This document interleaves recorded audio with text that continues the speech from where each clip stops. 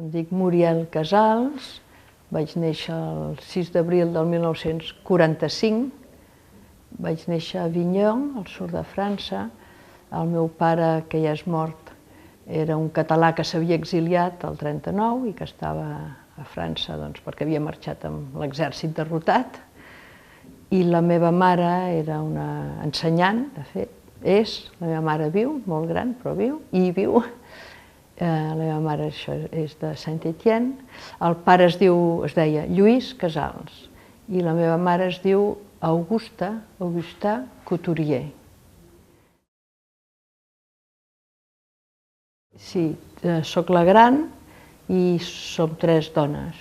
Hi ha una altra germana, que és advocat, que va néixer al 46, i una altra més jove que ja va estudiar aquí a l'Autònoma, va ser de les primeres promocions d'estudiants, la Montserrat, que va estudiar Història i ha fet de periodista i ha fet coses així, mig de periodisme, mig d'història, i ella va néixer al 52, bastant més jove. No, poquíssim. O sigui, a finals del... Jo vaig néixer a l'abril, al Nadal del 45 van venir els meus pares a veure la família i llavors ja hi van haver complicacions i ja no van poder tornar i ja es van quedar.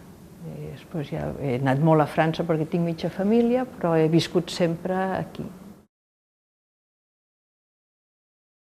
El meu pare ens explica que ell havia marxat, era un soldat ras, no era cap càrrec important ni res, que sí que la policia l'havia cridat i per això li van prendre els papers, ja no va poder tornar a entrar i sortir fàcilment fins al cap d'uns quants anys, i que sí que l'havien interrogat i que li havien dit, sempre ens explicava una anècdota, vostè és un rojo separatista, i ell va dir, no, jo sóc un blanco separatista, que el meu pare era un catalanista, molt catalanista, però no es considerava roig, era un republicà, però no. I que el policia li havia donat una bufetada i li havia dit, imbècil, és igual. I ens deia que en aquell país, en aquells moments, no importava ser de dretes o d'esquerres, el que no es suportava la policia i et donava una bufetada és que fossis catalanista. No, no s'havia allistat perquè li tocava, havia estat... Sí, clar, aquestes coses que no ens fem explicar pels pares i que quan ets gran dius, ai, si ens ho hagués explicat. Tenim alguna carpeta per casa dels serveis de cultura al front, o sigui, ell era soldat perquè li tocava. La guerra comença al 36, el meu pare havia nascut l'any 12, ja havia acabat la carrera, ja era advocat, just acabava. I van anar llistant a molta gent, o sigui, ell no era un voluntari, per això ell no era de cap d'aquests, diguem-ne, grups d'esquerres que feien la revolució, sinó que era un soldat lleal al govern de la República. Això és el que era ell. Vaig fer l'escola a Sabadell, a les Escolàpies. Primer un pas per una acadèmia privada, l'Acadèmia Miralles, una acadèmia fantàstica, que vam aprendre moltes coses, però en aquella acadèmia no es feia el batxillerat, de manera que quan vaig tenir 10 anys vaig anar a un col·legi de monges, les Escolàpies de Sabadell, on vaig fer tot el batxillerat. No en tinc mal record. Tinc dubtes, però bastant de pressa em decanto per estudiar economia.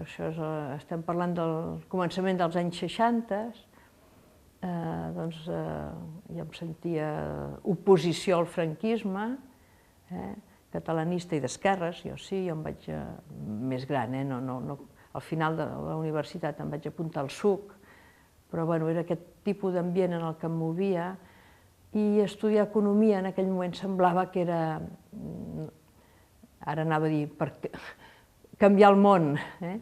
Ara sé que no es canvia el món, però que es pot entendre el món millor i que es pot col·laborar a que hi hagin petits canvis cap a millor, sí. Era reduït, però hi era. Era molt reduït, però hi era. O sigui, jo crec que jo vaig créixer en un ambient antifranquista. Sí, era petit, era una cosa reduïda, però hi havia, evidentment, sí. No seríem on som, si no, no? Sí, el curs 63, 62-63... Va ser un curs mogut, també. Que va ser un curs mogut, que passaven coses, per tant, per poc sensible que un fos, d'una manera natural a la universitat doncs, et trobaves, t'ajuntaves amb la gent antifranquistes. Aviat van ser els anys del sindicat democràtic i per tant doncs, sí, vam començar el sindicalisme d'oposició, que tenia aquestes dues grans línies, la democràcia i el catalanisme, que anaven juntes. La universitat dels primers anys 60, parlo de la Universitat de Barcelona, era una universitat on oficialment tot es feia en castellà. Llavors, doncs, el nostre treball era per baix, d'anar catalanitzant la universitat, a les assemblees d'estudiants. Per mimetisme, si les classes eren en castellà, semblava que les assemblees d'estudiants també ho havien de ser. I doncs no, o que els papers que es feien de crítica, o sigui que vam fer tota aquesta resistència cultural i també política. A la Caputxinada jo altre cop m'agrada perquè moltes de les coses a les que he participat des de la base. Doncs jo era una, diguem-ne, militant de base del sindicat d'estudiants. Els que van estar dins dels caputxins eren els representants que havíem elegit en unes eleccions lliures, no les eleccions del sindicat oficial, del SEU, Sindicat Espanyol Universitario, sinó les eleccions del sindicat, i per tant jo era dels grups que vam estar fora donant suport, intentant que la premsa internacional se'n fes ressò, o sigui, van ser uns dies, els dies de la Caputxinada, de molta agitació i de macos, perquè també eren dies de molt forta amistat, una mica de por també, esclar que hi havia por, però ara en el recordo més les amistats que es van fer que no pas la por de la policia, que la teníem, esclar que la teníem. Sí, també vam tenir sort econòmiques a la UB, hi havia alguns professors molt bons. Vam tenir el professor Jordi Nadal, vam tenir el Manuel Sacristán, vam tenir el Fabià Estapé, entre els grans, un temps curt, el Ramon Trias Fargas, i després entre els més joves gent com el Ros Ombravella, com l'Ernest Lluc, com l'Antoni Montserrat, que eren gent molt estimulant, que ens feien pensar. Sí, realment la universitat era això, si voleu, una illa de llibertat, però intentàvem que no fos una illa, per tant intentàvem tenir relacions amb altres trossos de la societat, amb altres parts de la societat. Clar, fèiem coses prohibides, però teníem tan clar que el règim no estava legitimat en les seves prohibicions, que prohibien unes coses que eren normals a la resta d'Europa. En aquest cas, potser també el fet de tenir mitja família a França i que bastant aviat vam poder viatjar a França, també que a casa meva hi havia revistes franceses, em feia veure que el que demanàvem no era res estrany, el que demanàvem era el que era normal a Europa. Per tant, ens sentíem molt legitimats, el que era il·legítim era el règim que prohibia. Hi havia la dosi de por, hi havia companys que havien estat arrestats i que havien anat a la presó, que hi havia represàlies. També hi havia aquest suport, això que et deia, aquests professors que volien que fossin bons estudiants, però en molts casos també volien que fossin bons ciutadans. Hi havia hagut gestos del professor que anava a la policia quan havia hagut una detenció d'un estudiant a defensar-lo. Per tant, sí, exercíem la democràcia amb idealisme, com tu dius, però també amb realisme, perquè si un no es planteja coses que semblen impossibles, no ho seran mai de possibles. La manera de fer-les possibles és creure que sí, que sí. Una part dels represaliats no van poder estudiar més al districte universitari de Barcelona, havien d'anar-se a examinar a Bilbao, i una altra part el que ens van fer és que ens van anul·lar la matrícula en vez de tornar a pagar la matrícula. Sí, va ser una represàlia en part econòmica. Lo de la matrícula doble va ser molt massiu, sí. Ara no sé si es podia fer una mena d'excusa que era molt humiliant i que molts vam considerar que no l'havíem de fer, però va ser molt massiu, sí. A mi em va influir molt el professor Jordi Nadal, tant que vaig fer la tesi doctoral amb ell, o sigui, vaig fer una tesi d'història econòmica. Per mi això ha estat una influència molt beneficiosa, perquè jo diria que m'ha vacunat de no exercir l'ensenyament de l'economia oblidant que l'economia és una ciència social. que aquesta és una tendència d'aquí i del món, no? Aquests últims anys els economistes ens hem anat tornant, si ho he de dir en primera persona del plural, amb uns practicadors de la matemàtica aplicada, on el raonament és molt poc econòmic i molt formal, i ens oblidem que estem tractant d'uns temes que tenen a veure amb la vida quotidiana i que tenen a veure amb el passat remot, però també amb el passat més recent. Per exemple, ara, per entendre la crisi, és impossible comprendre-la i dir coses assenyades si un no ha estudiat una miqueta bé el que va ser la crisi dels anys 30. I a l'haver tingut un molt bon professor d'història econòmica i haver estat molt influïda per el professor Nadal, jo crec que té molt a veure amb com jo crec que s'ha d'explicar l'economia en aquests moments, i en això ho faig sent una mica minoritària, perquè no és el que està de moda ni el que cal fer, però jo crec que tornarà a ser moda, ja no ho veuré jo, però ho tornarà a ser. No, el meu primer contacte amb la universitat com a docent ja és aquí a l'Autònoma. De fet, quan es crea l'Autònoma, la Facultat d'Econòmiques es crea molt al començament, amb un primer degà que va ser el Joan Cerdà i Dexeus, una persona de molt prestigi. Ell tenia una molt bona relació amb el que va ser el primer rector de l'Autònoma, el Vicente Villar, i en aquell moment també la gran sort per l'Autònoma és que el ministre d'Educació era el germà del rector de l'Autònoma. I en el cas d'Econòmiques es va aconseguir una cosa, jo diria, fantàstica, insòlita, va ser només a la Facultat d'Econòmiques, i és que durant un primer any no es va obrir la matrícula als estudiants, només hi va haver matrícula de doctorat. Llavors vam ser un grup de gent jove que ens vam matricular i que fèiem els cursos de doctorat, entenent que aquells cursos eren per preparar-nos a fer la tesi doctoral, però al mateix temps per preparar-nos a ser professors. O sigui, vam tenir un any de preparació. Això va ser molt, molt interessant, amb professors com el propi Joan Cerdà, el Jordi Nadal, l'Antoni Serra Ramoneda, el Josep Maria Bricall, que és d'una altra generació, és més jove que aquests que t'he dit, però es converteix en el primer professor de teoria econòmica i vam estar fent aquests cursos de doctorat, treballant moltíssim, fent deures els diumenges, va ser molt, molt interessant. Quan exactament? Quan la facultat encara estàvem rellogats a lo que llavors era on llavors estava situada l'Escola Oficial d'Idiomes, que era a baix de tota l'avinguda García Morato amb l'art del teatre, el Raval, d'un barri popular i conflictiu. Llavors ho era diferent d'ara, tenia una certa duresa, però segurament no tan dur com ara, però tampoc no hi havia hagut les reformes urbanes i les millores urbanístiques que hi ha hagut ara. Però vam estar 2 anys allà baix a García Morato. Era un edifici nou, sí, un edifici estrany, un edifici una miqueta nou, però inhòspit, jo el recordo inhòspit, que era l'edifici de l'Escola d'Idiomes. Hi havia un pis, o potser 2, perquè el primer any hi va haver Econòmiques, una cosa petitona, perquè era això que us dic, els cursos de doctorat i prou, però començàvem a preparar la biblioteca. Jo llavors em van donar un encàrrec, que era això, començar a preparar l'organització de la biblioteca. Era una manera d'ajudar-te, com una petita, diries, una beca. De fet, em sembla que tècnicament aviat això van ser contractes de professor ajudant. Però com que no hi havia classes, no teníem feina d'ajudant, doncs fèiem feines una miqueta burocràtiques.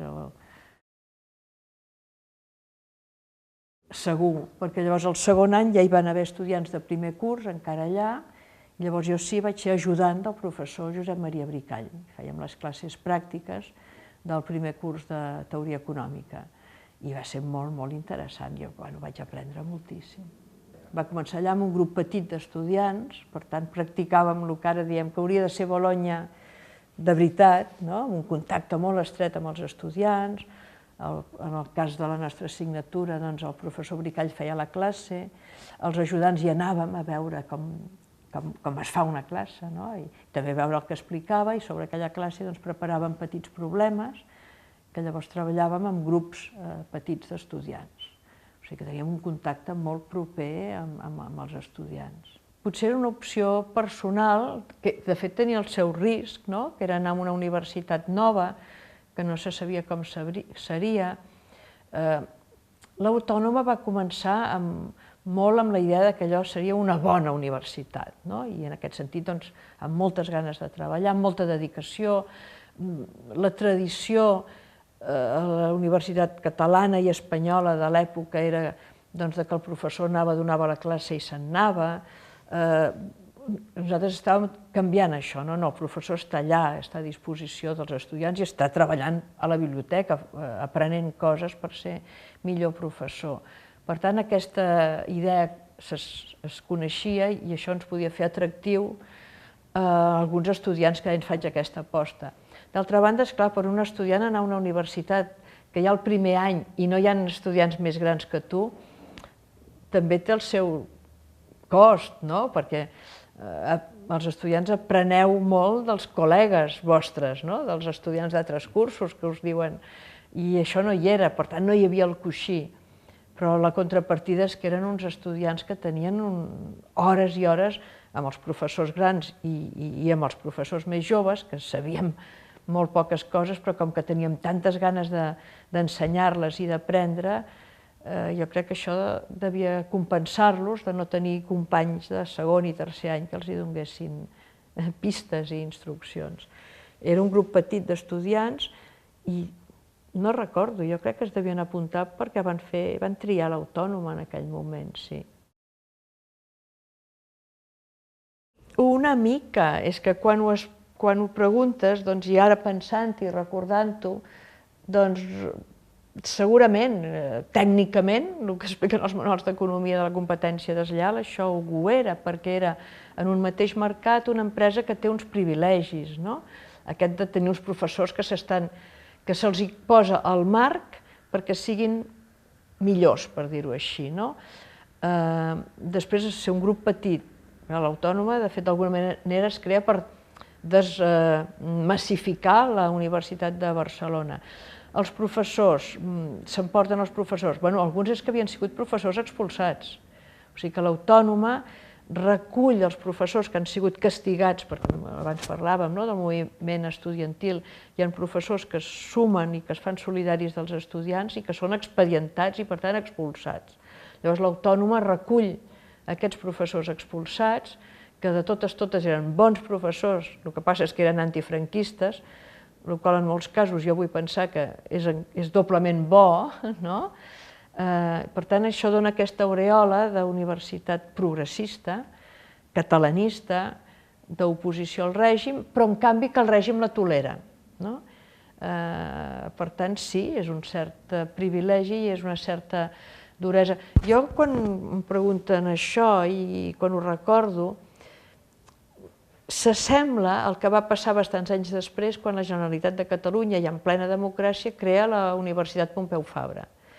La reacció aquí a l'Autònoma va ser de gelos, va ser bastant de gelosia, perquè també molts professors, si eren bons, la Pompeu se'ls emportava, les condicions de treball de totes eren millors, menys estudiants, més temps per preparar-te a les classes, per estudiar, per fer recerca, de la que teníem aquí. O sigui que cada vegada que apareix una universitat nova hi ha aquesta situació d'un cert privilegi que provoca enveja a les universitats que ja hi són.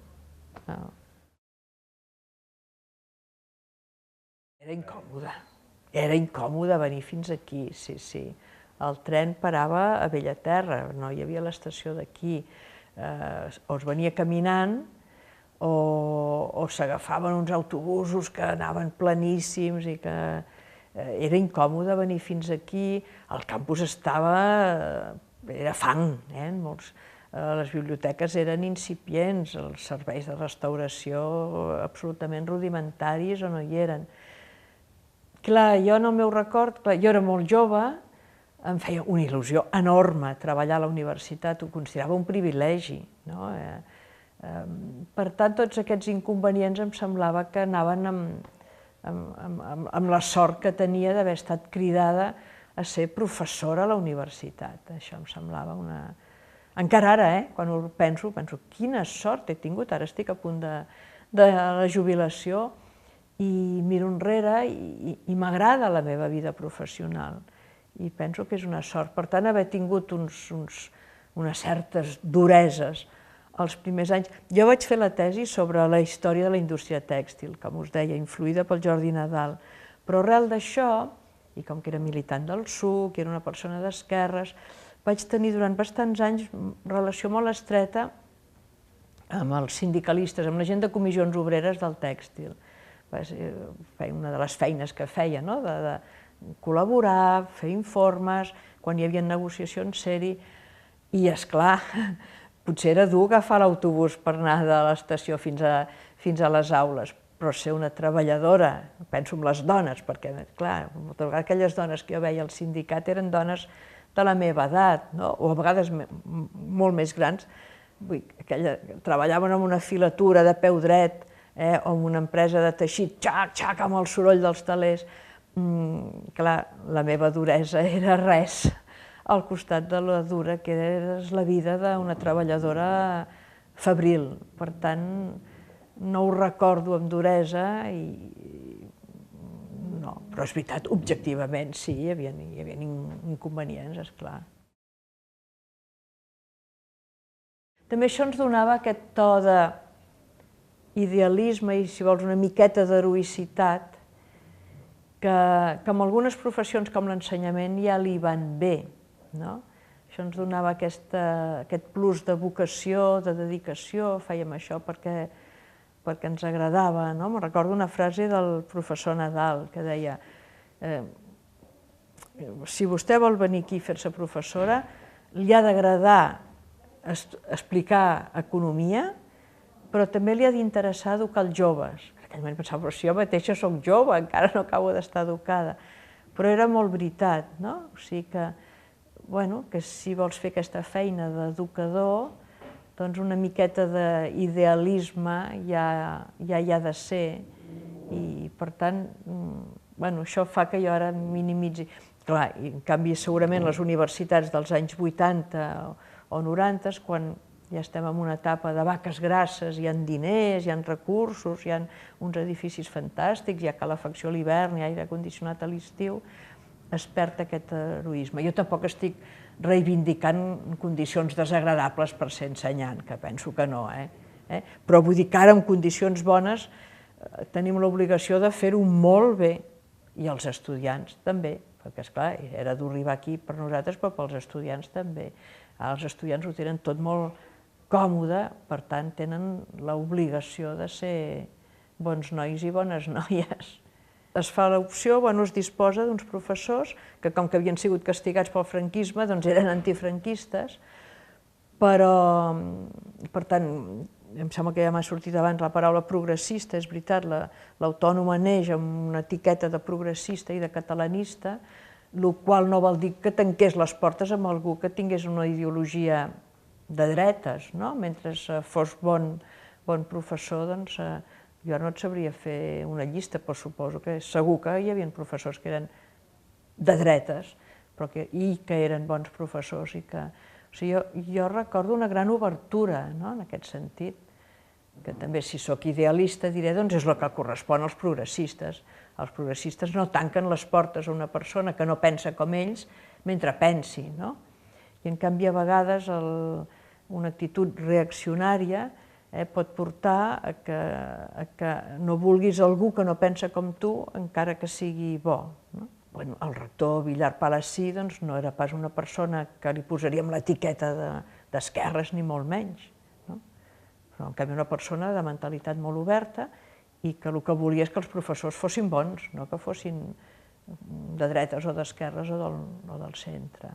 Sí, una barreja de frustració, d'obrir els ulls a la realitat i altre cop jo diria de l'esforç d'intentar saltar, tergiversar aquesta realitat que se'ns imposava,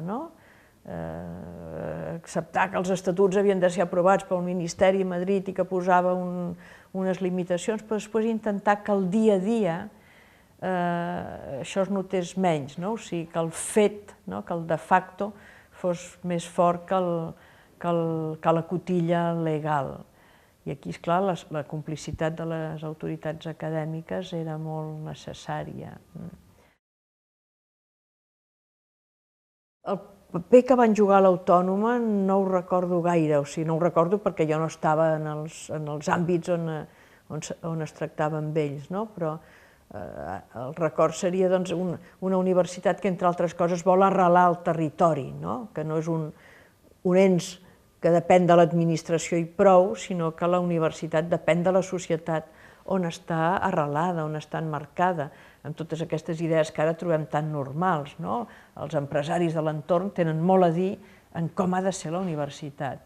I en aquell moment això no s'hi pensava, i sobretot els progressistes, entre cometes, no hi pensàvem o no hi volíem pensar. Nosaltres sabíem com havia de ser la universitat. Què ens han de dir els empresaris, que són els que guanyen diners? I no, doncs els empresaris ens han de dir, perquè són els que donaran lloc de treball als estudiants que sortiran. Per tant, en aquest sentit, que hi haguessin aquests patrons era una mica una lliçó, i una lliçó pels idealistes progressistes que havíem entrat a formar el claustre de professors. Hi havia la secreta, sí, aquesta era la por dels estudiants que estaven polititzats, sempre que això era lleig, pensat ara, perquè què ens ensenyava? Ens ensenyava a malfiar-nos. Quan hi havia un company o una companya, més dels nois que de les noies, no sé per què no pensàvem que la policia pogués ser femenina en aquells moments, que no coneixíem o que vestia una mica diferent o això, cuidado, que aquest potser és un policia secreta.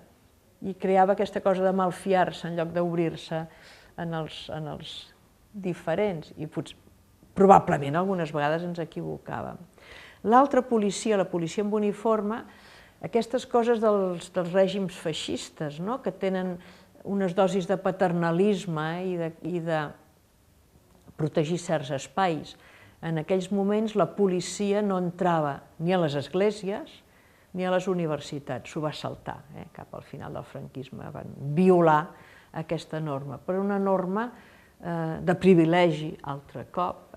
L'església i la universitat eren espais que la policia no podia tocar. De manera que quan alguna vegada la policia va entrar al campus, això es va viure molt dolorosament, i com aquesta violació del tros sagrat. Té a veure amb el que abans deies, la universitat era una àrea de llibertat, inclús a la meva universitat, la Universitat de Barcelona, quan jo soc estudiant, allà dintre es podien dir unes coses que al carrer no es deien. Els professors ens podien explicar unes coses a classe que no haurien pogut publicar al diari. Hi havia una llibertat més gran. Tolerada, clar, abans, perquè com que a la universitat hi anaven 4 gats, doncs no passava res. Però clar, quan parlem ja de l'Autònoma i parlem dels 70s, la universitat ja s'ha massificat, els estudiants no són només els fills dels professionals liberals il·lustrats, sinó que són els fills dels treballadors, i el règim troba perillós que l'accés a la llibertat i a la cultura arribi no només a les capes privilegiades, sinó a tothom. Per tant, violen aquella norma que la policia no entra a la universitat. I això es viu com una agressió, i llavors hi ha vagues, i la manera de protestar era fer una vaga. Sí, perquè els últims anys del règim, en la mesura en què es perd la por, hi ha més i més manifestacions al carrer d'estudiants, que són reprimides per la policia, però que a vegades no són reprimides immediatament i molt eficientment o molt eficaçment, i per tant la presència de la revolta és visible. I segur que el triar el campus allunyat de la ciutat té a veure amb això. Sí, traiem aquests que fan nosa, traiem-los de la vista dels ciutadans. Això després es gira a favor, perquè tenir un campus és bo. No, no, això ho vivíem altre cop, i sobretot a la Facultat d'Econòmiques, però com lliçons pràctiques de com és la realitat. Si van haver problemes i trossos que es van esfondrar, si la biblioteca, eren problemes de construcció. Per què? Perquè estem en una època de fortíssima especulació, de poc control administratiu. L'administració, en lloc d'estar com ha d'estar l'administració, al servei dels ciutadans i vigilar que les empreses no facin trampes, no ho feia. L'administració era aliada de les empreses que en lloc de posar ciment posaven sorra per baixar els seus costos i tenir més beneficis. O sigui que allò ho vivíem com una prova més del mal funcionament del capitalisme especulatiu de l'època. Jo crec que aquesta seria, i ara vist en perspectiva crec que aquesta és l'explicació. Era l'empresa que buscava guanyar més calés encara que allò estés més mal fet. I a vegades estava tan mal fet que s'enfonsava i ho havia de repetir. Hi ha una part dels contractes que altre cop era la legislació espanyola, que feia que a la universitat, fins que un no era funcionari, se li anava renovant el contracte any a any. Llavors, el moviment de professors no numeraris, que com es va dir, tots els que no érem numeraris, tots els que no eren funcionaris, jo crec que tenia una doble vessant. Per una banda, la crítica d'aquesta inestabilitat, de no saber si l'any que ve continuaries o no, i d'altra banda, el buscar una fórmula que ens semblava més justa, més democràtica, de contractació de professorat. O sigui, nosaltres reivindicàvem, una gran part de la lluita era en favor d'un contracte laboral. No volíem ser funcionaris. Sobretot perquè en aquell moment ser funcionari era ser funcionari espanyol. Inclús això es va anar evaporant molt aviat, però quan un era funcionari havia de jurar los principios del movimiento, les idees del feixisme. Per tant, una part de la... Com que volíem una universitat diferent, una universitat democràtica, catalanista, arrelada al territori, oberta, doncs dèiem que el raonable, el just, era un contracte laboral, un contracte estable, però laboral, com el de les empreses, i no aquesta cosa del funcionariat. Això es va perdre, i després hem acabat tots sent, o quasi tots sent, funcionaris.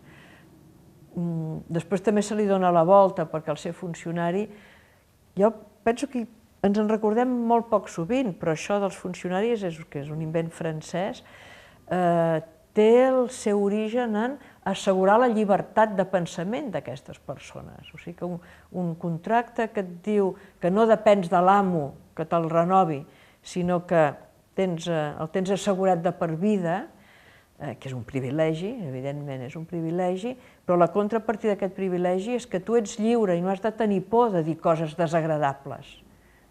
I has de poder dir coses que no agraden als que manen perquè ja no depens dels que manen. El que passa és que això ho exercim o no ho exercim, però que una vegada té la plaça, perquè clar, si ets funcionari de per vida, una vegada tens la plaça ja no cal que facis cap més mèrit per anar repetint les mateixes classes any rere any, aquesta broma que fan els estudiants amb uns papers que es van descolorint, i clar, això és dolent. En canvi, si tens la pressió que potser l'any que ve no et renovaran, doncs t'esforces en fer les classes més ben fetes.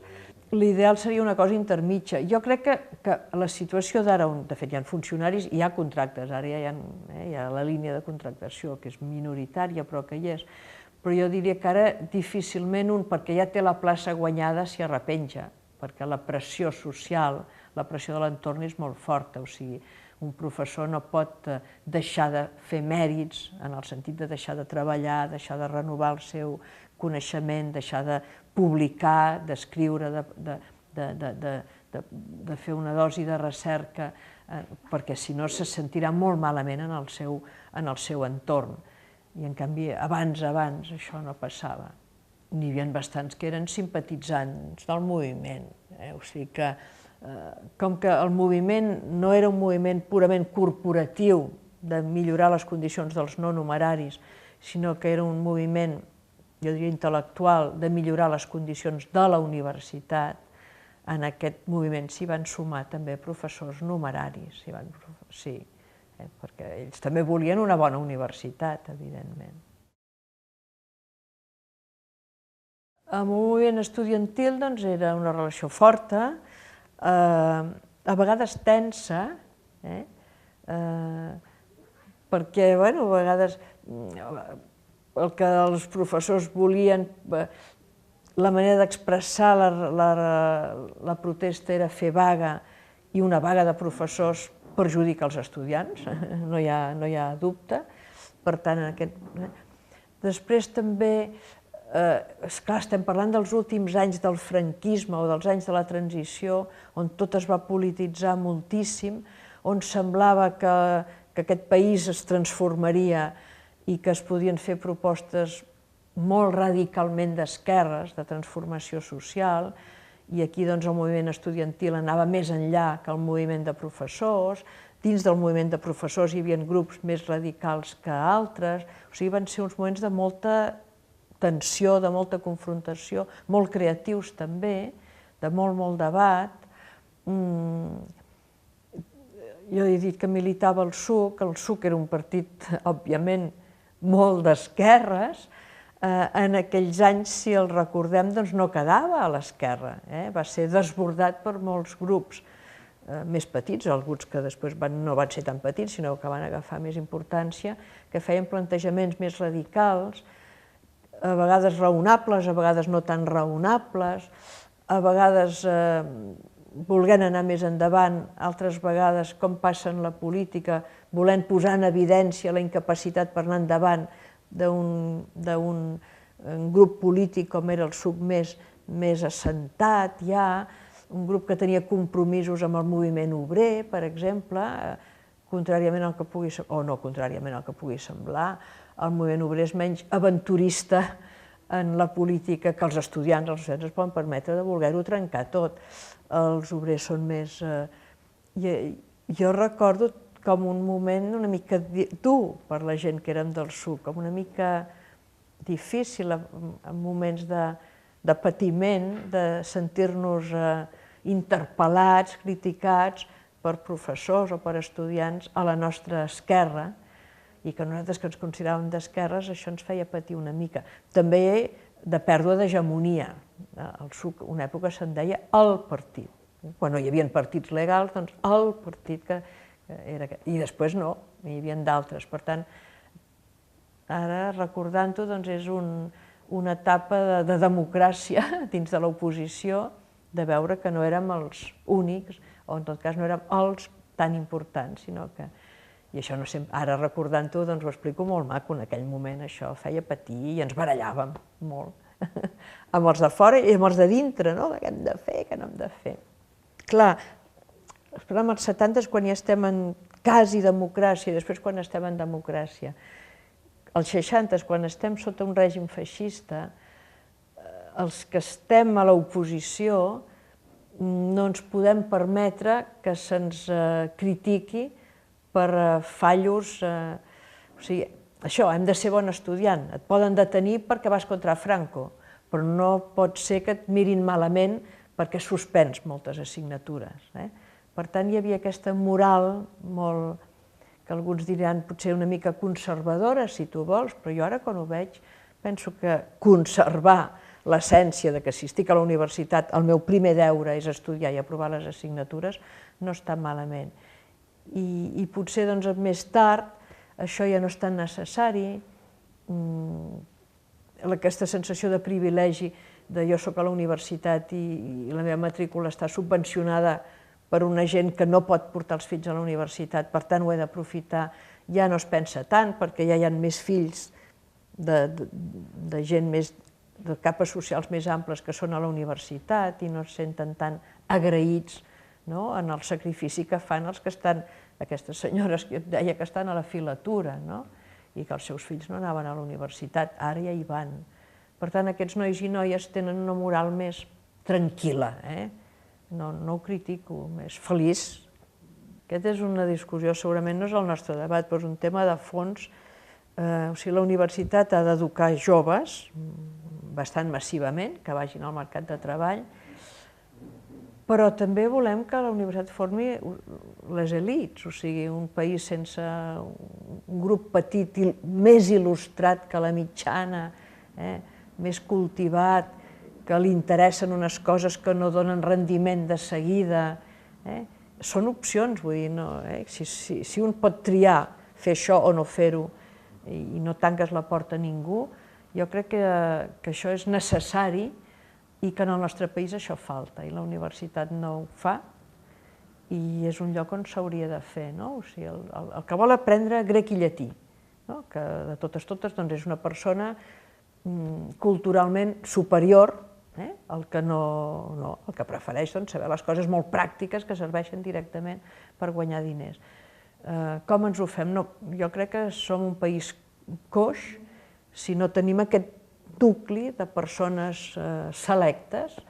Jo dic que saben grec i llatí per una manera d'entendre'ns, però podríem, o que saben moltíssimes matemàtiques, o que saben que està molt bé igualar-nos tots per una mitjana, però que perdre'ns la capa selecta, l'elit intel·lectual, ens afebleix.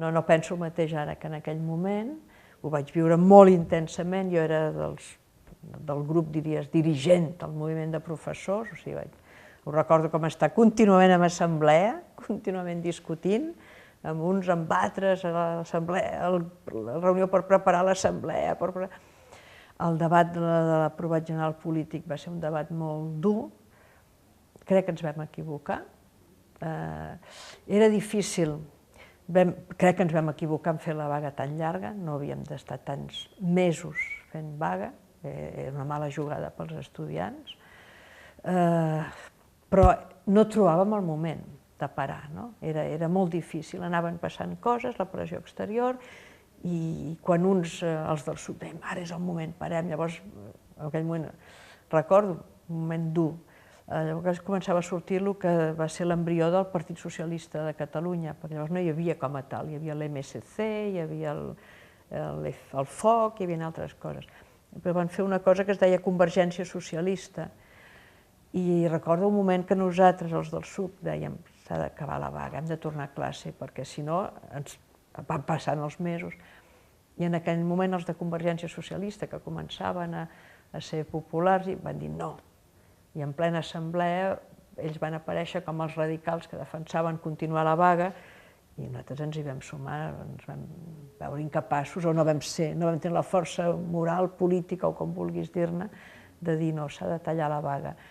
Molts mesos de vaga, per tant, els estudiants no havien rebut les classes que havien de rebre.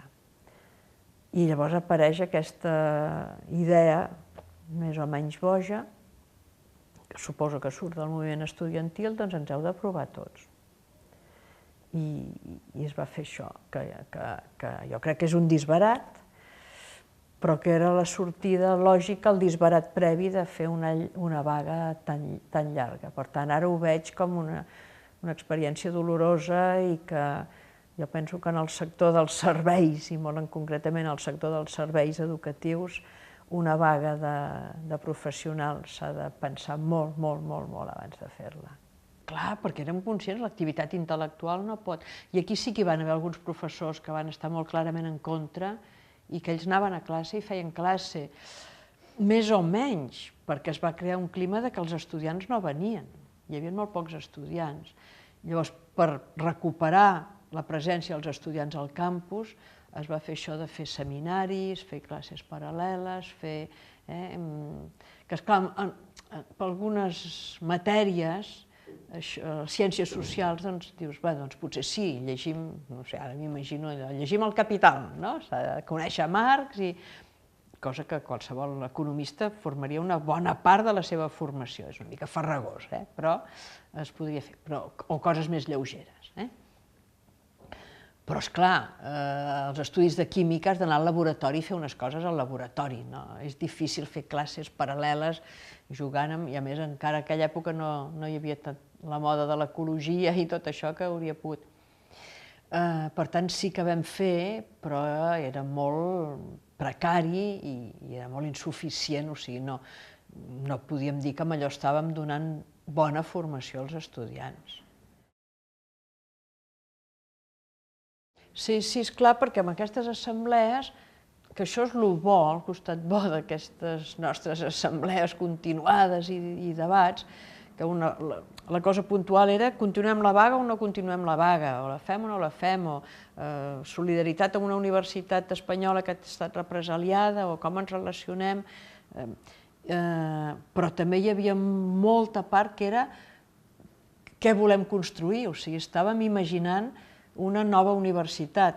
Abans hem dit que l'Autònoma va néixer amb aquesta vocació, però que això es va frustrar perquè la llei espanyola va ser més forta que la nostra il·lusió, doncs estàvem recuperant la il·lusió i estàvem dient, doncs, dissenyem com ha de ser la universitat, no? I, per tant, discutíem estatuts, discutíem formes de funcionament de la universitat, miràvem models d'universitats estrangeres, com eren i com funcionaven, miràvem la Universitat Autònoma de la República a Catalunya. O sigui, hi havia una bona part de treball que era això d'imaginar, de fer proposta de com havia de ser la universitat, com havia de ser la relació amb el professorat, quin tipus de contractació, si els professors havien de ser tots de dedicació exclusiva a la universitat o hi havien d'haver professors que també fossin professionals i de quina manera... O sigui, discutíem sobre tots aquests temes, que això era maco. Era una miqueta pretensiós, perquè això ho havíem de discutir els professors, això s'havia de discutir amb molta més gent, no? Ja ho fèiem alguna vegada, però esporàdicament. O sigui, una bona part del nostre... Per tant, es anava elaborant documentació sobre com havia de ser la universitat, perquè nosaltres vèiem que el franquisme s'acabava i que quan arribaria la democràcia, nosaltres dissenyaríem la universitat. Es va presentar un claustre, sí, esclar, recordo, això també van ser hores i hores de debat, de reunions, gent diversa, igual com t'he dit que hi havia rivalitats i baralles entre grups polítics, també hi havia moments de molt treball unitari, i a la redacció d'aquest manifest, doncs això, érem gent d'opcions polítiques que en aquell moment ens semblaven molt diferents, que ara no em semblarien tan diferents, perquè hi havia un marc general que era això, que era el catalanisme, la democràcia, i l'arrelament a la societat, una universitat lliure, progressista, catalana i d'esquerres, que dèiem això, científica, amb aquesta voluntat de treball científic seriós, i doncs això érem gent de diferents grups polítics o de diferents orientacions en aquell moment, que vam ser una miqueta el nucli redactor, però era el nucli redactor a partir del que rebíem de tots els altres. O sigui, volia dir que cada un dels que anàvem en aquell petit nucli redactor ens trobàvem amb els nostres respectius per... Han demanat de posar una mica més cap aquí o una mica més cap allà, i ho discutíem. Ara jo seria incapaç de reproduir, però bueno, el teniu. Això ho recordo com una etapa molt maca, molt creativa, sí, reunions aquí, reunions a casa de l'un i a casa de l'altre, perquè hi havia reunions que no eren pas gaires, quan es tractava de redactar. I em faria por d'oblidar-me de noms, però recordo el Josep Montserrat Torrents, que era de filosofia. Recordo l'Anna Balletbó, perquè algunes reunions eren a casa seva, i l'Eugeni Giral, de Ciències de la Comunicació. Recordo l'Helena Estalella, de Geografia. Hi havia... Ui, ja no em sortirà el nom d'un altre també. L'Àngels Pasqual. Què més recordo? Ara no em surten noms de gent de ciències. Així de memòria, ara no em surten els noms. No fa gaires anys, potser en fa 10, no sé, quan es va recordar, no sé, arrel de no sé quin aniversari aquí a l'Autònoma, els redactors d'allò ens van donar una medalla. Per tant, si busquéssim els que vam rebre la medalla en record del Manifest de Bellaterra, et sortiria el nom dels que apareixem com els redactors. Però hi ha molts més noms que mereixerien ser en aquesta llista, perquè, per exemple, jo soc conscient d'anar-hi, però de discutir amb altres, no? L'Enric Lluch. Clar, l'Enric Lluch. L'Enric Lluch era una persona que té un paper importantíssim, perquè l'Enric feia un paper d'aglutinador, de pacificador, quan hi havia baralles massa fortes, l'Enric parlava amb l'un i parlava amb l'altre, perquè a vegades, doncs jo no torno. Sí, has de tornar. Clar, hi havia el Pallac, però no el recordo moltes d'aquestes, d'això de la redacció, sinó el recordo més de les reunions més grosses. I llavors aquell home de... Bueno, és el Pallac, que era de químiques, oi? El Barrera, hi havia l'Heribert Barrera, clar que era un químic. Sí, jo diria això, l'Enric Lluch, el Josep Montserrat el recordo molt, perquè ell era d'aquests molt radicals i d'usos, però bueno, jo l'admirava, perquè l'admiro encara, era un home intel·lectualment molt interessant.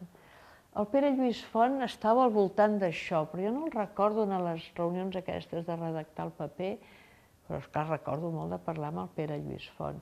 Hi havia el Pep Subirós, que estava a filosofia, també després se'n va anar amb càrrecs polítics, gent també que estaven... Alguns d'aquests que en aquell moment estaven molt a la meva esquerra i que després ara els veig molt més a la meva dreta, saps? Clar, perquè llavors fèiem assemblees, anàvem a vegades amb assemblees fora de Catalunya i anàvem una mica, sí, nosaltres quedàvem una mica com els que havien fet un pas endavant i en aquest sentit recordo, esclar, em surt ara més gent, recordo la Marina Subirats, de Sociologia, la Diana Garrigosa, que va deixar d'estar aquí a l'Autònoma bastant ràpidament, però en aquell moment hi era perquè econòmiques, recordo que la Diana i jo mateixa eren les que anàvem amb les reunions més avorrides o més dures, ens enviaven a Madrid o a Bilbao amb unes reunions. Llavors hi va haver un inici ja de negociació amb el Ministeri, que el Ministeri rebia el moviment de PNNs, i en aquestes reunions més elegants hi anaven el Joan Clavera i el Narcís Serra. I la Diana i jo érem les matxaques. Això és molt curiós perquè érem les dones que fèiem la feina aquí,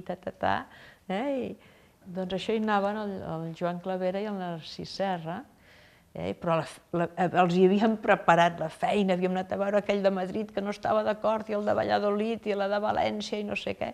I recordo unes reunions que anàvem la Diana i jo, o ens ho repartíem una vegada, la Diana una vegada i jo, perquè esclar, en aquell moment també érem joves, teníem fills petits. Jo ni ho recordo, crec que no hi havia més candidats, no ho recordo.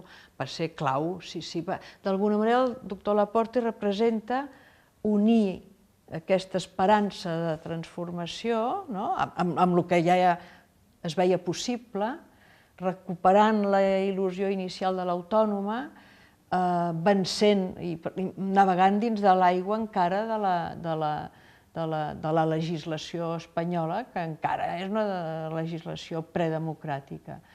I en aquest sentit, el prestigi del doctor Laporte, que és estimat i reconegut per nosaltres, digués, per la base, i que és reconegut i respectat també per l'administració, és un paper essencial, diferent. Sí, fèiem un pas endavant. Altre cop que la realitat podia superar el marc legal, quan creus que el marc legal no és el correcte, no és el just, no és el democràtic, o sigui, forçàvem la legalitat, sí. I el doctor Laporte va representar això, forçar la legalitat, ara faré una frase ribombant, pel bé de la universitat.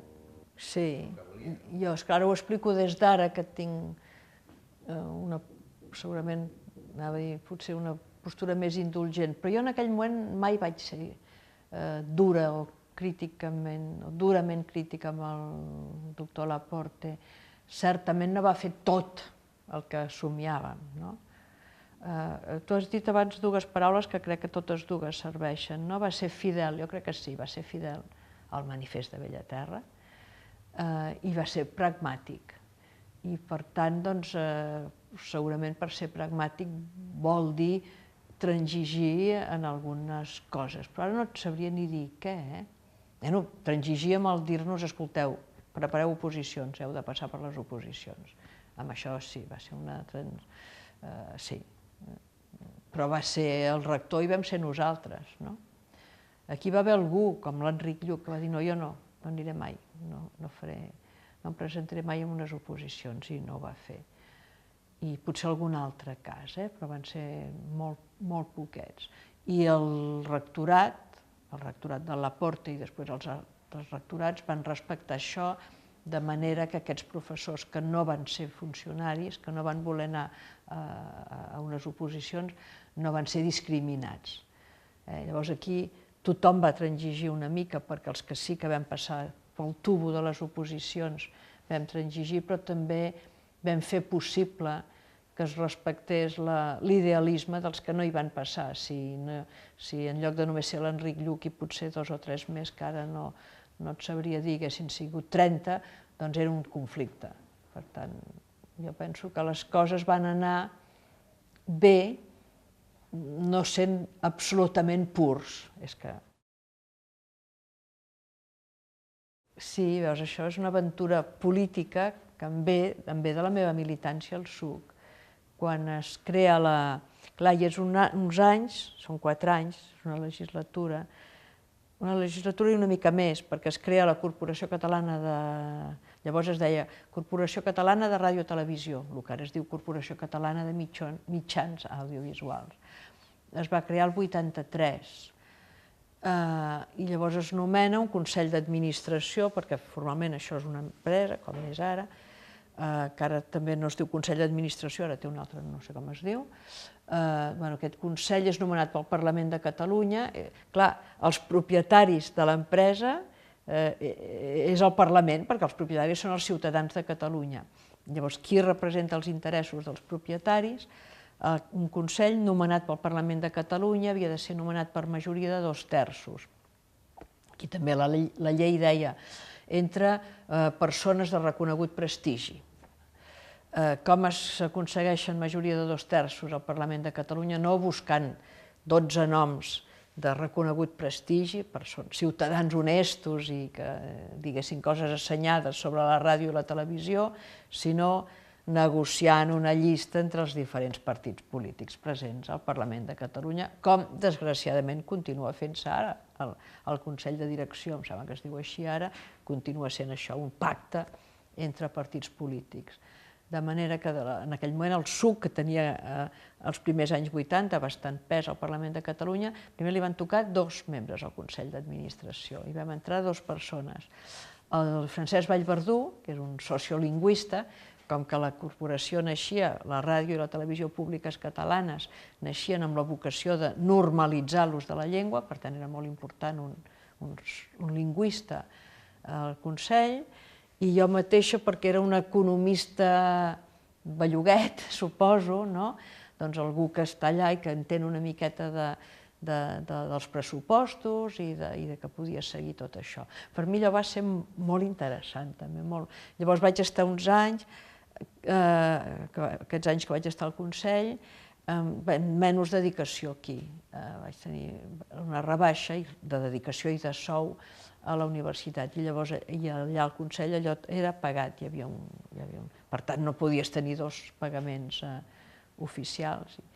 No vaig deixar la universitat, però vaig estar aquells anys que m'hi vaig dedicar menys, i vaig viure aquella experiència de la ràdio i televisió. Bé, sí, hi havia, esclar, aquest Consell feia una mica el paper del Parlament, per tant, de representar la voluntat popular, i en el Consell hi havia el director general nomenat per l'executiu.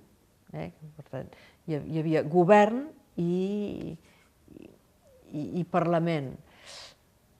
Per tant, allà es decidien, les decisions es prenien al Consell, a proposta del director general que representava l'executiu, que en aquell moment era Convergència, perquè era una persona nomenada per el govern, que era un govern de Convergència, i per tant que tenia molt a dir, també tenia la majoria en el Consell, però una majoria justeta. Hi havia bastant debat i es prenien decisions que no eren sempre del gust de l'executiu. Sí, sense dubte va ser un encert i per tant es va treballar molt unitàriament. L'únic que quan em deies la capacitat d'incidir la capacitat d'incidir tenia límits, però és que la major part de les propostes que es feien eren propostes molt encertades, sí. I llavors doncs era això, ser una mica els ulls i les orelles dels ciutadans, de controlar que el que es feia allà és el que els ciutadans volien, i jo crec que sí, que això es feia, i a més jo crec que TV3 i Catalunya Ràdio, perquè es parla molt sovint de TV3 i s'oblida, al mateix temps ja Catalunya Ràdio, neixen amb una vocació de pluralitat i de llibertat molt, molt gran. Molt més gran del que a vegades es diu, perquè com que anem tant amb l'etiqueta, jo mateix he dit que el director general va ser nomenat per Convergència, doncs vol dir que allà manava Convergència. No manava Convergència, manava tothom, per dir-ho d'una manera molt ràpida, però això moltes vegades no es vol veure i a vegades aquí el joc entre govern i oposició s'ha fet d'una manera que qualsevol cosa que fa el govern l'oposició ho ha de trobar malament. Doncs no, a vegades el govern fa coses que estan bé o que et semblen bé, encara que siguis a l'oposició. Jo tenia la sort, el fet de ser-hi pel PSUC, que no era ni Convergència ni el Partit Socialista, que eren els dos grossos, de ser molt lliure. Per tant, jo em sentia molt representant dels ciutadans, i a vegades coincidia amb el que deien els convergents i a vegades amb el que deien els socialistes, amb la qual cosa cada un dels altres després s'enfadaven i em deien que era una traïdora, però és que a vegades jo crec que ells eren més sectaris pel fet de ser grossos i que un havia d'exercir el poder i l'altre havia d'exercir la crítica, i que jo, que no era ni poder ni crítica oficial grossa, em sentia. Per tant, ho recordo com una experiència bastant bona, a part de que veure créixer TV3 i Catalunya Ràdio va ser una festa. La ràdio és l'imperi de la llibertat més gran que un es pugui imaginar. No el vaig viure gaire en primera persona, però sí que ho recordo, i suposo que el que cal remarcar és això, aquest canvi, què vol dir fer protesta universitària en democràcia. Vol dir coses molt diferents que fer protesta universitària sota una dictadura. Per sort estem en democràcia i llavors ja la protesta és més estrictament universitària. I jo diria que amb els rectors i els estudiants passa com els pares i els fills. Els pares més tolerants i més demòcrates passen un moment que els seus fills se'ls enfronten amb ells. Doncs el rector més demòcrata troba moments que els estudiants volen més coses de les que ell és capaç d'oferir, i per tant ha de saber entomar aquesta oposició. El problema són les formes. Moltes vegades que aquí en alguns moments jo crec que en l'oposició estudiantil en èpoques de democràcia s'han perdut les formes i crec que això no és bo, que l'oposició mai, però avui a la universitat encara menys, no. Jo crec que no s'han de tirar mai ous o farina contra un rector, que hi ha molts canals per protestar.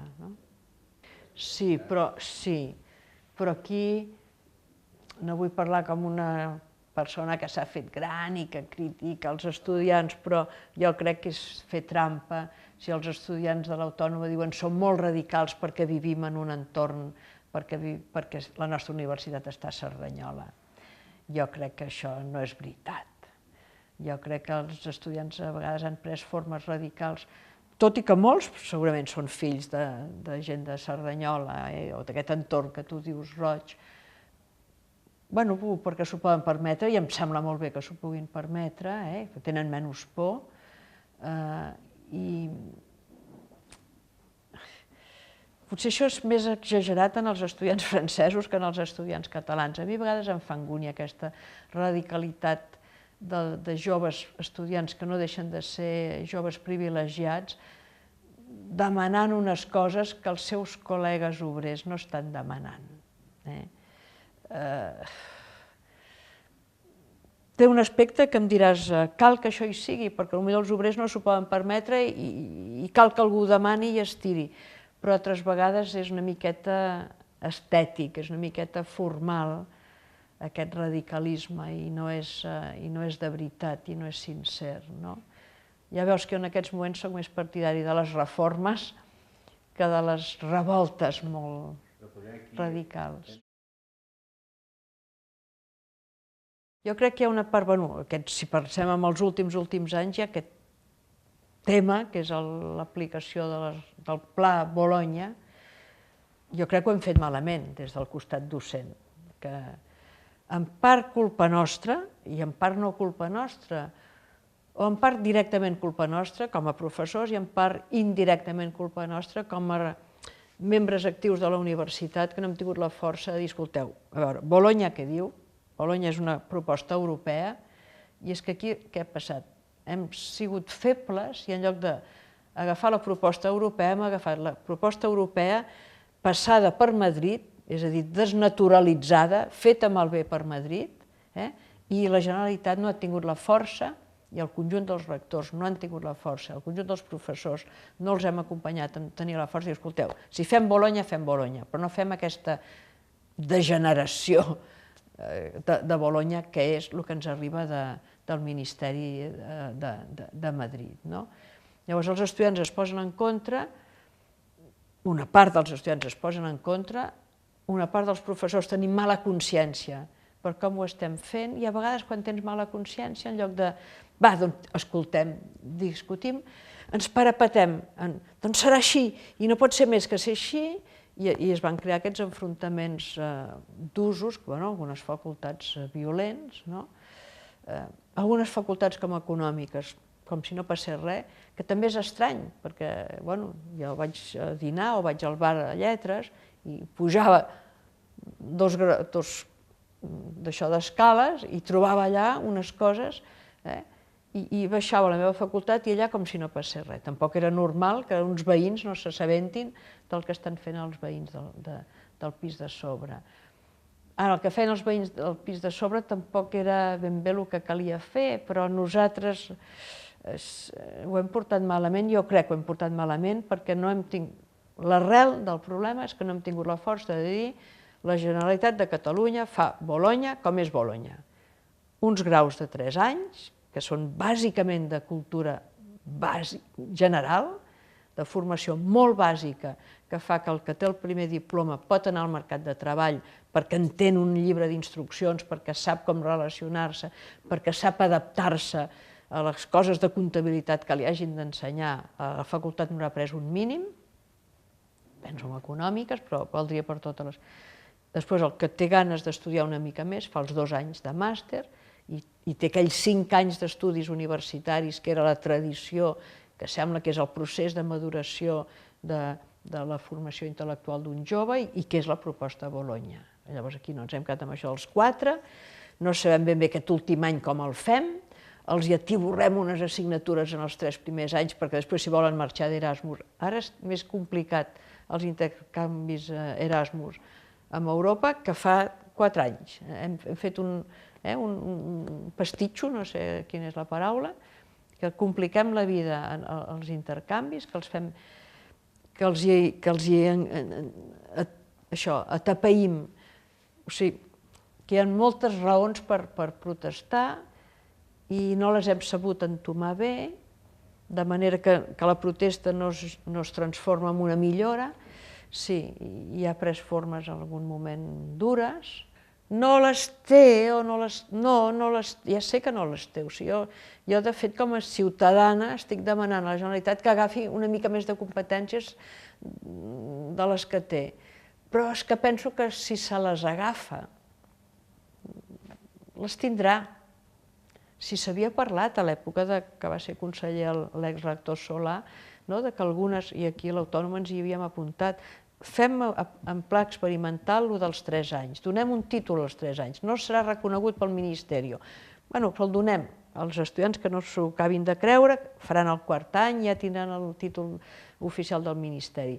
Però si això funciona, si la Generalitat et dona un títol, si el mercat de treball te'l reconeix, si Europa reconeix els títols de 3 anys, el Ministeri hauria acabat cedint o això hauria acabat sent molt poc important, perquè el mercat de treball és una cosa molt forta i molt realista.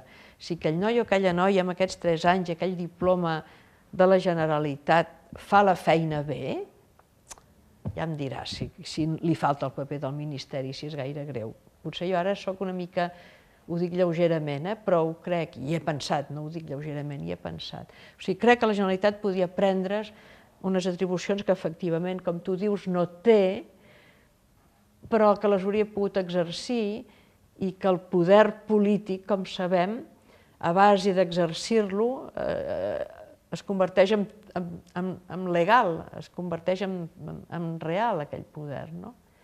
Hem perdut una oportunitat, jo crec, en fer Bolonya més ben fet. Home, la veig amb esperança, perquè està plena de gent bona i les cotilles burocràtiques de les que ara parlava les superarem, per tant la veig amb esperança. I com que veig la universitat el lloc d'on ha de sortir l'elit intel·lectual i moral, sí, és una mica fort això que dic, però un lloc de molta exigència, més que elit. Veig la universitat com un lloc on els que són molt exigents intel·lectual i moralment hi han de tenir un lloc, per aquí lliguem amb la feina que fa Òmnium Cultural, que el que vol és ser un element de millora del nostre país. I quan diem millora, a Òmnium tenim un lema que diu la llengua, la cultura i el país. I quan ens fixem en la cultura, volem dir la cultura catalana, esclar, fomentar la cultura catalana. Però fomentem la cultura catalana per què? Perquè ens interessa la cultura, perquè volem un país on hi hagin ciutadans més i més cultes, que vol dir més i més civilitzats. Que la base comú sigui de més cultura, però també que hi puguin haver aquestes punxes de cultura més selecta. Llavors, Òmnium és un organisme relativament massiu, per tant, no és una cosa d'elits. Però, en canvi, una part de la seva feina l'ha de fer inspirant-se, apoyant-se, utilitzant aquestes elits. I aquí vindria el lligam amb la universitat, el lligam per aquesta part d'estirar cap amunt. El lligam per la part de anem avançant tots, també, perquè Òmnium pretén rejuvenir-se, s'ha rejuvenit els últims anys, però encara ho volem més. I rejuvenir-se què vol dir? Vol dir que hi hagin joves entre els socis d'Òmnium i que n'hi hagin més i més. Per tant, cal que hi hagin activitats i que el tipus de coses que es fan siguin atractives pels joves. Nosaltres no ens plantegem des de la Junta, ni abans ni ara, que hi hagi els joves separats, sinó que hi hagin joves una mica arreu. Malgrat això, sí que hi ha una cosa que són els joves d'Òmnium, que es troben per donar-se força, perquè tenen interessos comuns, però llavors el que es procura és que aquests joves que no deixen de ser elit, són joves preparats, són joves cultes, són joves especialment patriotes, són joves especialment... Doncs el bo que és que aquests nois i noies es vagin incorporant a Òmnium de la Garrotxa, a Òmnium de Vilafranca, a Òmnium del Penedès, Vilafranca del Penedès, a Òmnium de la Seu d'Urgell, i que van donant empenta a aquelles persones més grans que fa anys que estan treballant i que treballar una persona de 70 anys al costat d'una de 24, doncs això té una força per tots dos, no? Dic 24 i 70 perquè és dos tipus de ciutadans que tenen temps i que tenen vocació pel treball voluntari. Llavors aquests estiraran els de 40 que estan en plena força professional i que potser no tenen tant temps pel treball voluntari, però que si troben els altres que els hi preparen el camí. Per tant, llavors, relació amb la universitat, doncs segur que sí. Fa pocs dies, en una conversa amb el grup aquest dels joves d'Òmnium, que ells quasi tots són universitaris, em deien que hauríem de fer... Hem fet presentacions d'Òmnium per diferents llocs del territori, una petita carpa i ens posem allà i anem a... I deien, per què no ens plantegem fer això a les universitats? No ho vam acabar de decidir. Jo suposo que si jo no fos professora d'universitat diria, esclar que sí, anem-hi. El fet de ser profe em fa... Penso, el dia que la posem aquí a l'Autònoma no sé si em sentiré com una mica intimidada, però bueno, potser tampoc caldrà que hi sigui jo, vindrà algú altre de la Junta. Sí que hi pensem. I jo crec que és un contacte natural, perquè gent que es preocupa especialment per la cultura, per la llengua i pel país, doncs els universitaris ho són. Em sento molt europeista, m'agrada. Quan dic el patriotisme, per mi hi ha el patriotisme català i el patriotisme europeu, no? Aquesta pàtria que l'estem fent.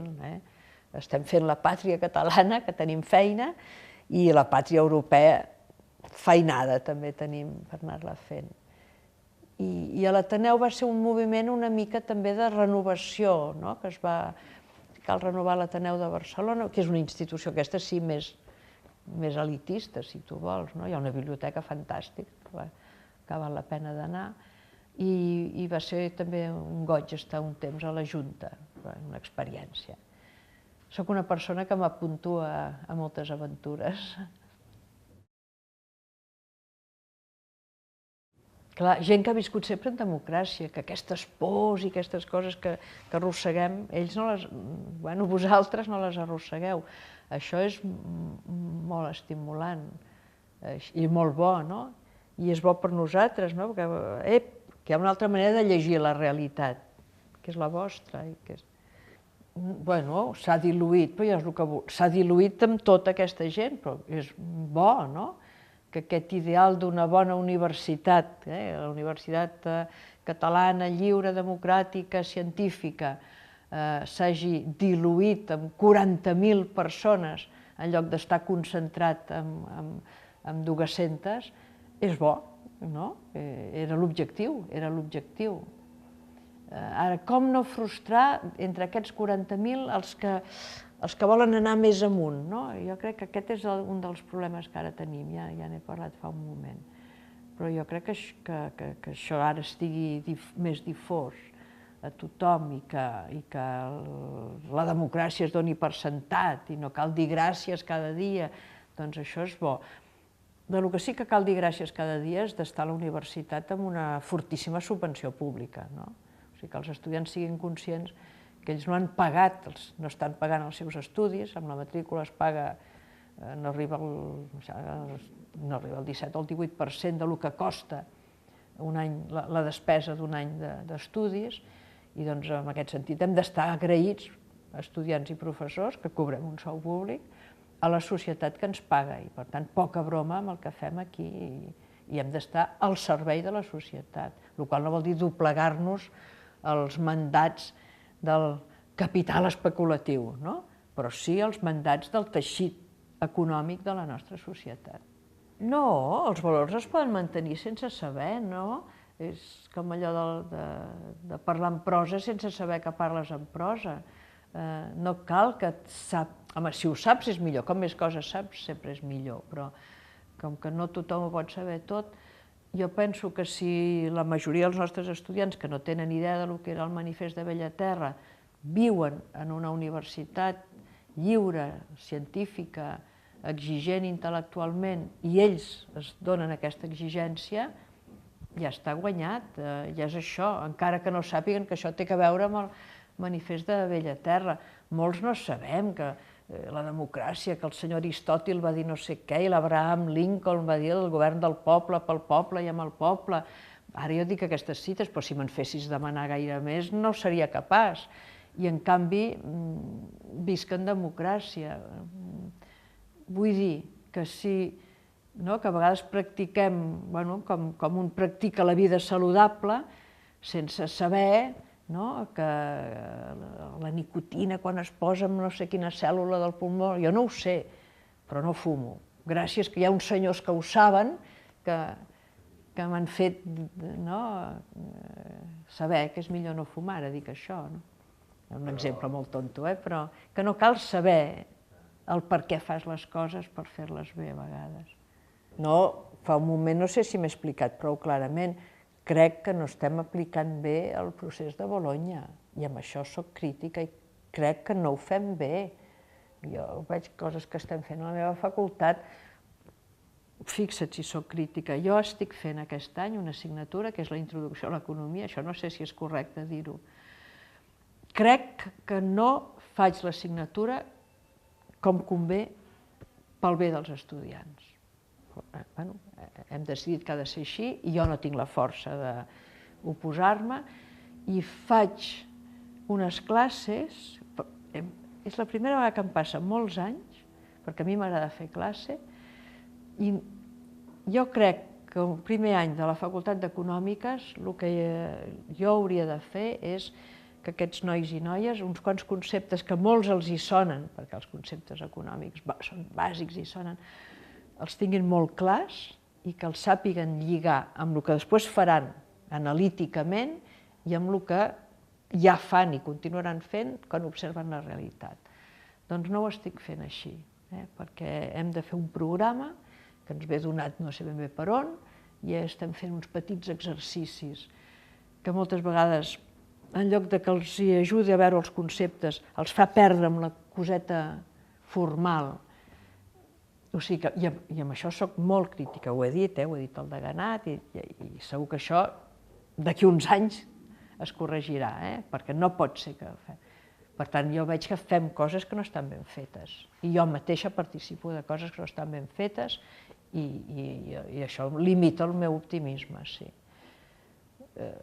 Però bueno, aquests nois i noies són prou intel·ligents com perquè ens renyaran, ens criticaran, diran ja ha passat, hem fet un examen parcial i l'han suspès quasi tots. Bueno, doncs això és molt greu, és gravíssim. Perquè aquí ens hem fet un embolic entre el que és la formació professional, el que és l'educació superior, el que és el paper dels professors, això que et deia, què és el que hem d'ensenyar en aquesta etapa bàsica de la formació dels estudiants universitaris. Aquests últims anys, abans deies, ens saltem als 90, hi ha canvis, que la Universitat Autònoma es converteix en un centre important i interessant pel que fa a la recerca, i això està molt bé, però això ens ha fet, jo crec, oblidar massa la nostra responsabilitat docent. Es valora tant la recerca i fer articles en revistes de prestigi que l'atenció als estudiants l'hem deixada massa de banda. I per tant jo crec que al fer aquest pas a una bona universitat europea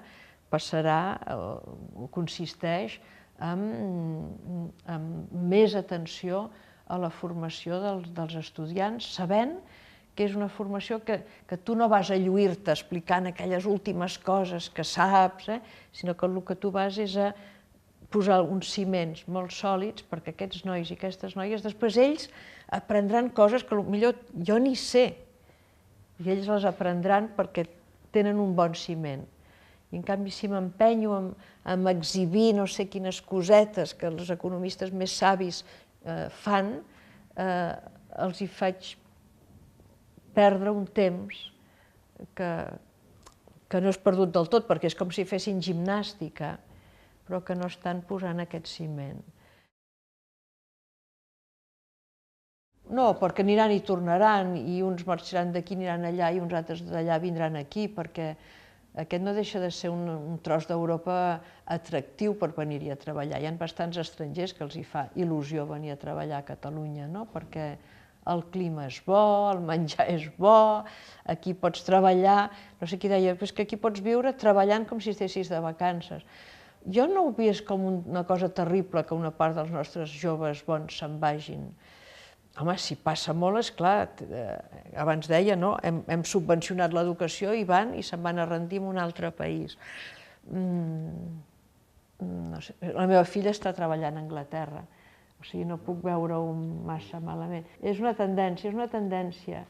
Jo crec que és perquè tant que l'entorn és més... que aquí ens hem d'esforçar en fer un entorn més...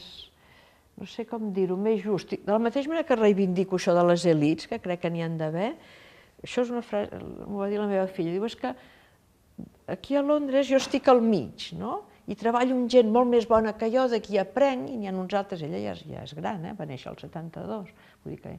Per tant, ja no està baix de tot, diu, estic pel mig.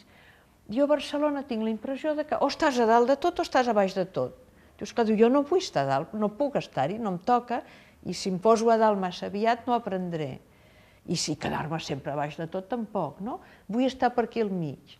I em sembla que aquí ens falta això, aquest gruix d'aquí al mig, on joves que ja han fet una mica de camí puguin consolidar el seu camí. Bueno, si miro, per exemple, càrrecs a la Generalitat, no? M'esgarrifo una gent molt jove que han arribat molt amunt, amb uns sous alts, comparats amb els professors, no? Alts, i penso, mira quina sort, millor per ell o per ella, però a la llarga no és sort, perquè aquest noi i aquesta noia li han estroncat el seu procés de consolidació i de formació. Clar, una vegada has arribat a un nivell alt de sou i de prestigi extern, et costa molt fer un pas enrere. Et penses que allò és perquè tu ets boníssim, i no ets boníssim, és perquè en aquests moments s'ha fet aquest salt cap amunt, una mica absurdament, dic a la Generalitat, però la Diputació, l'administració, jo crec que l'administració amb això ha estat mal educadora. Hi ha empresaris que es queixen i tenen raó, que l'administració està fent competència deslleial, sobretot a les petites empreses.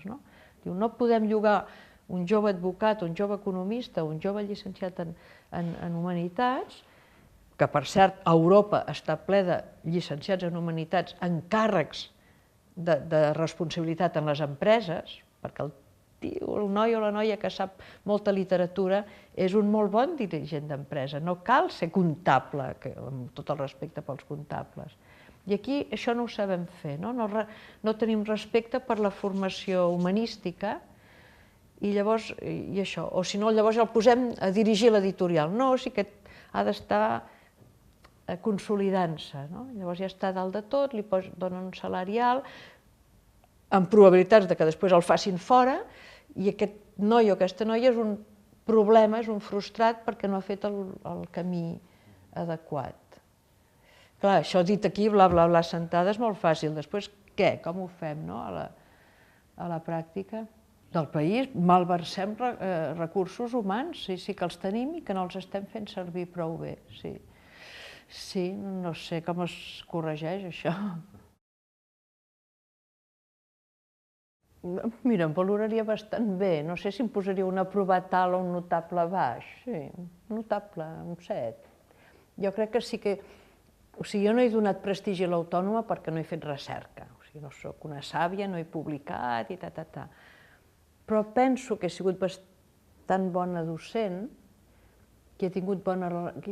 I ara em trobo estudiants, clar, fa tants anys, que em diuen que sí, que els hi va anar bé, no? Per això soc tan crítica amb el que estic fent aquest semestre, que no m'acaba d'agradar, perquè crec que el sistema més bàsic, o sigui que, bueno, crec que sí, que he posat un granet de sorra, sobretot en l'aspecte de la docència de l'Autònoma. Mira, positiu. Sí, però faria un sí, així una mica arrossegat, perquè jo crec que ens hem obsessionat amb aquests èxits externs, l'excel·lència i aquestes coses, crec que a vegades hem perdut l'essencial a base de perseguir uns èxits una mica formals, no? Fixa't, si mires al campus, no cal que un professor té èxit, el que procura és escapar-se de les classes i tenir un centre de recerca i muntar. Jo crec que ens hem passat amb tants centres de recerca i que això són molts diners. I clar que n'hi ha d'haver, o sigui, la recerca és molt important, dona prestigi i fa avançar la ciència, no?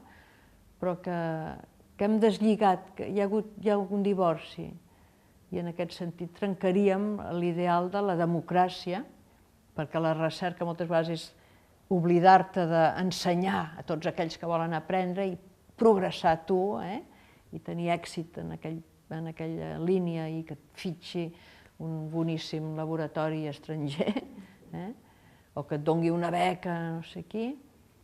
Per tant, seria crítica amb aquest aspecte, aquest nostre ideal de respectar al mateix temps el cientifisme i la democràcia, crec que no ho estem portant prou bé. Per mi és interessant fer aquesta reflexió de recordar i pensar i tornar-ho a llegir des d'ara, no? perquè com que la història s'ha de llegir cada generació i després veure com la gent jove interpretarà això, doncs és interessant. Per tant, jo ho trobo positiu. Però tampoc crec que haguem de fer aquí ara una mena d'altar i adorar els que vam estar aquí fa 40 anys i no sé què, perquè, com et deia, l'important és que el bo que hem fet vagi quedant i que cada un ho mengi i ho digereixi a la seva manera i no passa res. Mira, jo mateixa no em recordo dels noms i que no passa res si després no saben ben bé qui va fer què, no? L'important és que això ha deixat una llavor i que la llavor va fructificant i és diferent i que cada un ho interpreta d'una manera diferent i ho viurà d'una manera diferent i que no n'hi ha una que sigui millor que les altres.